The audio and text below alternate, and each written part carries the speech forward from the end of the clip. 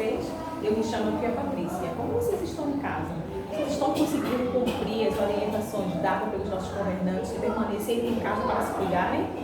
Pois bem, nós devemos obedecer àqueles que estão acima de nós, sabia? E existia um profeta na Bíblia que não conseguiu seguir as orientações dadas pelo nosso grande Deus.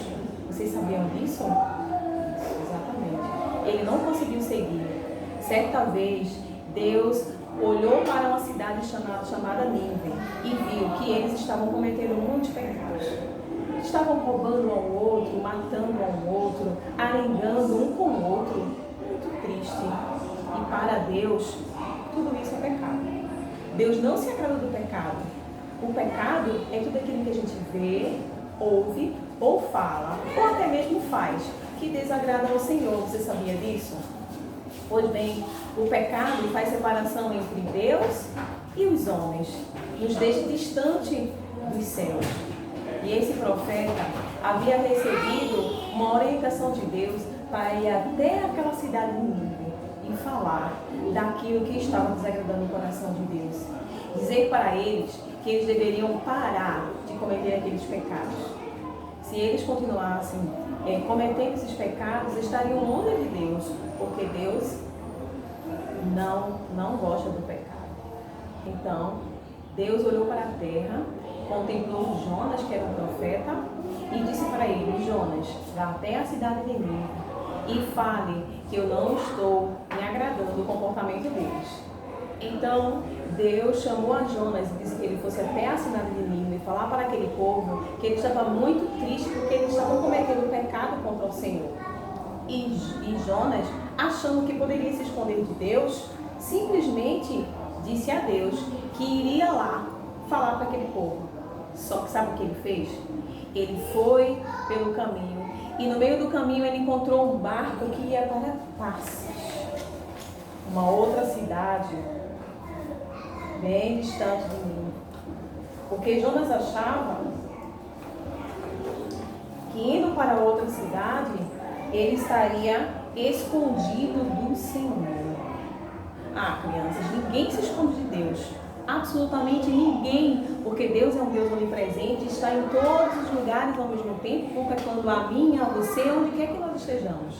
E aí, Jonas resolveu fugir e ir para Tarsis. E quando chegou lá, dentro do barco, olha a gente, ele entrou dentro do navio e foi lá para o porão fazer, sabe o quê? Dormir. Jonas achava que se ele se escondesse lá no porão do barco, ninguém o encontraria, inclusive o Senhor. Olha só. Mas ele se enganou, porque sabe o que aconteceu por causa do pecado dele? Deus deu ordem para que o mar ficasse bravio por conta de uma grande tempestade. E ali o barco começou a balançar e quase se despedaçar. Aquelas pessoas que estavam dentro do barco começaram a ficar desesperadas. Então,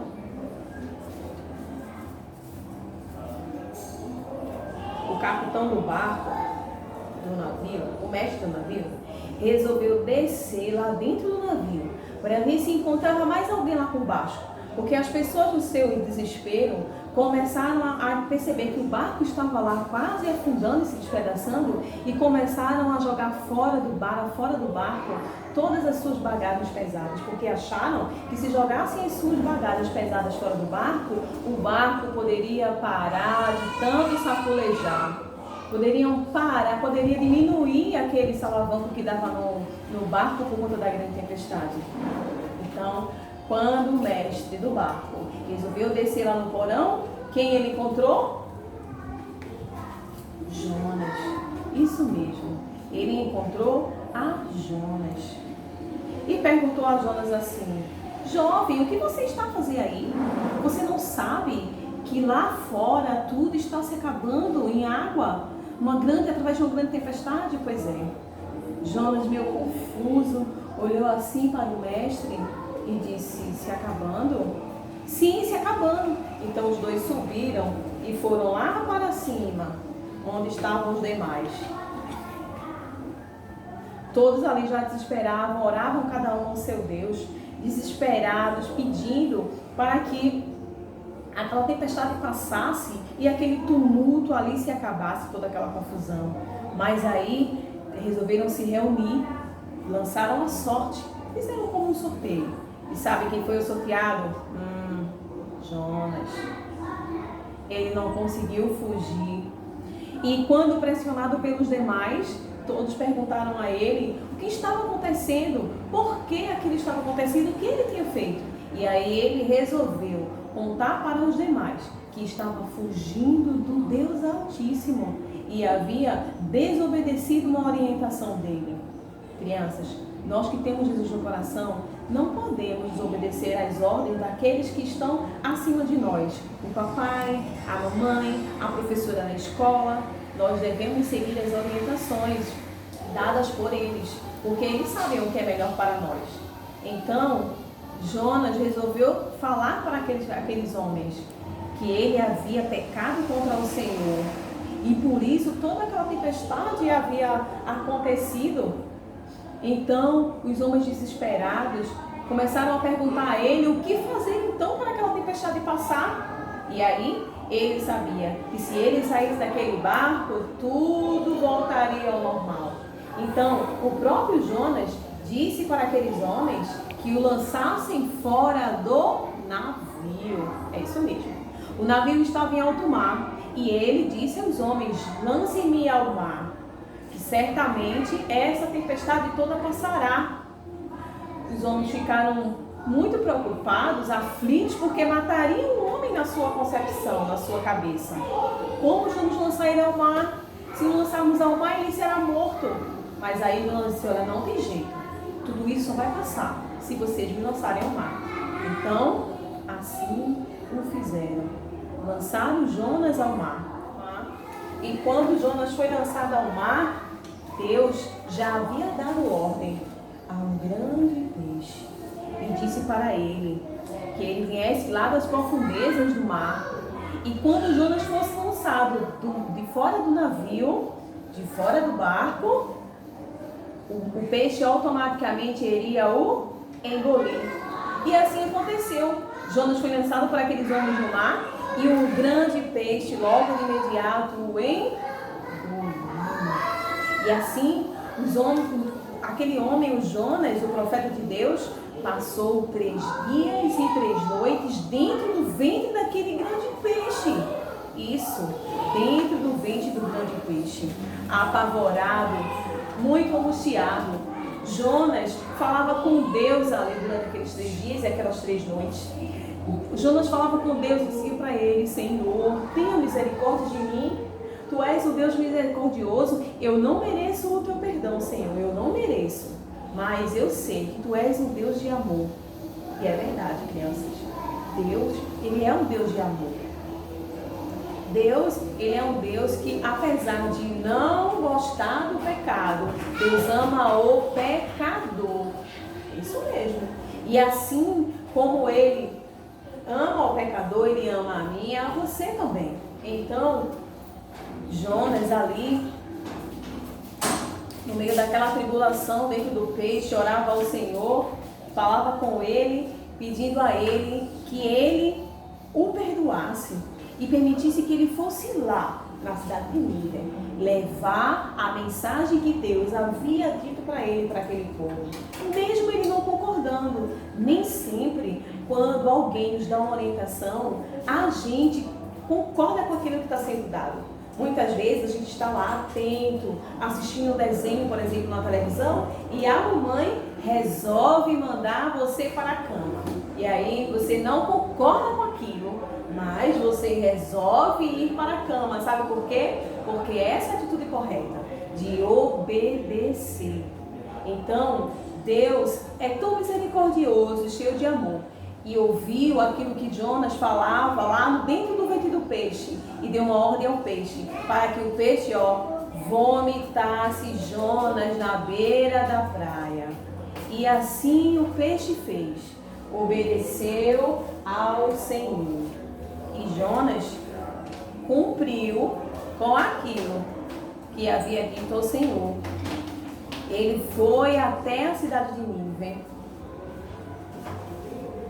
mesmo sem concordar, achando que aquele povo não merecia.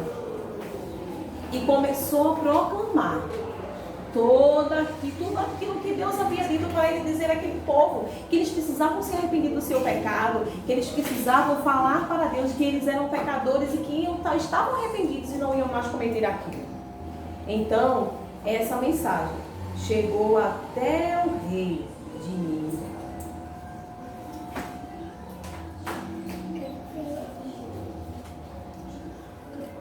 E sabe o que aconteceu? Aquelas pessoas, quando ouviram a mensagem do profeta Jonas, resolveu obedecer aquilo que o profeta Jonas havia falado. E resolveu fazer um jejum, um grande jejum, e orar, e clamar, e falar com o Deus Altíssimo, e dizer para ele que estavam arrependidos, todos estavam arrependidos do seu pecado, que eles não iam mais cometer aquilo. E sabe o que aconteceu? Essa mensagem chegou lá nos ouvidos do rei. E o rei resolveu se juntar ao povo e também fazer o jejum. A Bíblia nos diz que ele tirou as suas vestes, colocou roupas de saco. Sabia disso? Era assim que as pessoas oravam naquela época, quando se arrependiam e queriam que realmente Deus ouvisse suas orações. Isso era um sinal de arrependimento. Isso era um sinal de arrependimento, vocês sabiam? O rei mandou dar um decreto, falar para aquelas pessoas de toda a cidade de Nínive que eles deveriam se reunir nesse jejum. Nem os animais comeriam naquele dia. E eles oravam e oravam todos juntos, todos vestidos de roupa de saco e cinza. E sabe o que aconteceu? Deus é tão misericordioso, mas tão misericordioso, que os perdoou do seu pecado e não mais lançou sobre eles a punição pelo seu pecado. Porque o pecado, como a tia Patrícia já falou, é tudo aquilo que a gente faz, que a gente vê, que a gente ouve ou que a gente fala, que não agrada ao Senhor. Mas Deus é tão amoroso e tão bondoso que fez algo muito especial. Perdoou todo aquele povo da cidade de Nínive. Assim Ele faz conosco, sabia disso? Ele perdoa os nossos pecados quando a gente fala que errou, quando a gente reconhece que pecamos contra o Senhor. E no seu infinito amor, sabe o que a palavra de Deus diz? Que Deus fez por nós? Chegou ao ponto de mandar o seu único filho. Olha só o que Ele tinha de mais precioso, que era o seu único filho lá do céu, para morrer no meu e no seu lugar. Sabia disso? Ele fez isso. Ele mandou Jesus para morrer em nosso lugar. E Jesus desceu dos céus. Foi criança como vocês. Cresceu com muita graça do Senhor. Cresceu em sabedoria. E foi lançado lá para morrer na cruz do Calvário pelo meu e pelo seu pecado. Derramou o seu sangue precioso para que o meu coração e o seu coração ficassem purificados, mais branco que a neve. Olha só, sem nenhum pecado. Jesus fez isso por nós, porque Ele nos ama, sabia disso? Assim como amava Jonas, por ter tirado ele lá do ventre do peixe, e também amava as pessoas da cidade de Nínive. E Jesus veio, morreu, derramou o seu sangue na cruz, mas Ele era Deus. E para provar o seu poder, Ele ressuscitou ao terceiro dia. Vocês sabem o que é ressuscitar? É voltar a viver. É morrer e voltar a viver.